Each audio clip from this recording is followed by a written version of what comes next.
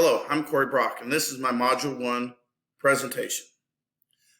First of all, I'd like to introduce you to my family. My wife, Kelsey, she teaches at Garden Plain Elementary. She is the 6th through 8 language arts teacher. My son, Brady, who's in the 8th grade, will be playing his last football game for middle school tomorrow, and, it's kind of hitting me pretty hard. My daughter, Haley, she's in the 6th grade, and she's also a cheerleader for Garden Plain. My job. This is my 17th year overall as a high school teacher. My 3rd year as athletic director at Garden Plain High School. I teach 2 classes also, World History and Lifetime Fitness. I'm also assistant football coach. Previous experiences, I've been the AD at Wichita South. I've been a teacher and a head football coach at Wichita South, Cheney, and Lions. As a school administrator or building principal, how do you promote school improvement? First of all, proper teacher evaluations are essential and shouldn't be connected only to student scores. You need to be in that classroom more than once. Admins should be experts in evaluations. Make sure they are properly trained to evaluate teachers. You need to create and provide meaningful professional development. Everybody's been at the beginning of the year trainings or in-services and oh my goodness, this doesn't apply to me. As teachers, you need to develop a growth plan and create professional development around it. Give them things that they want to go see or go train. You need to provide mentor teachers. Most teachers are given a mentor, but the mentor has a full load of classes and other activities, so it leaves little time for collaboration.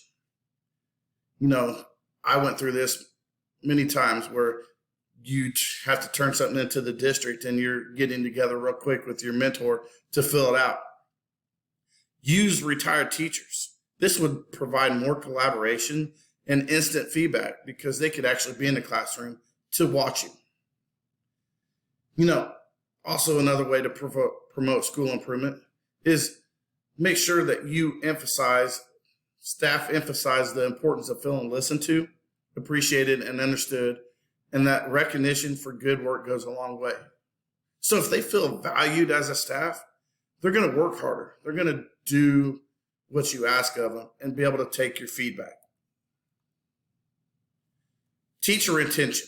I think one of the biggest challenges today in education is keeping good teachers. How do we do that? Teachers must feel valued in the school from the principal, as stated in the other slide. You need to get teachers involved. Sponsor an activity. Attend students' events. Why? Because it creates a positive relationship, rapport with the students, and they know that you care about them other than just what in the classroom.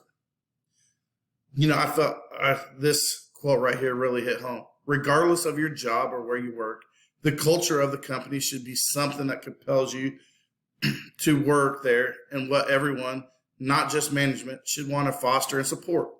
In blatant terms, if your place of work isn't enjoyable, you're not going to want to work there. There are many activities or actions that you can do, no matter how big or small. Just make sure they create a positive work environment and culture. As in today, in the teacher's workroom, there's a whole bunch of snacks just for our teachers to go in and grab because we wanted to pick the morale up. Learning. Make sure you create opportunities for growth, relevant professional development, things that really mean something to them or in their curriculum matter. Weekly debriefing. Principal takes a hands-on approach. Listen to the teachers. Sometimes it's just nice to be heard. Face-to-face meetings. They're more effective means of communication, and teachers retain more. As in today, we've been emailing back and forth with a coach, and it's just lost in translation. So we sat down and met today, and everything was totally not what we thought it was, and we understood more, and it was a much better meeting. Teachers and student well-being. Teacher well-being is an essential approach for schools. Even though each school is different, we must make teacher and student well-being a focus as the school leader. How do we do that? Have transparency. Open and honest communication. Within your transparent environment, you should celebrate wins, analyze failures, and encourage praise, and give recognition when it's deserved. We understand that praise is important for our students. It is also important to our teachers. You can give snacks or incentives, just anything that could brighten someone's day. It doesn't have to be a big show. Our principal and counselor, they have what they call timeout. You can email them or text them and say, I need a timeout. And they'll come to your classrooms, no questions asked, and give you 15 minutes, and you can go do what you need to do. Standard correlation. This standard reinforced the idea that as building leaders, they are the essential piece in promoting positive school culture. You have to make sure that each staff member and student feels valued, and there are many different ways to do that. As a leader, you must know how to effectively evaluate your staff and be able to have those tough conversations.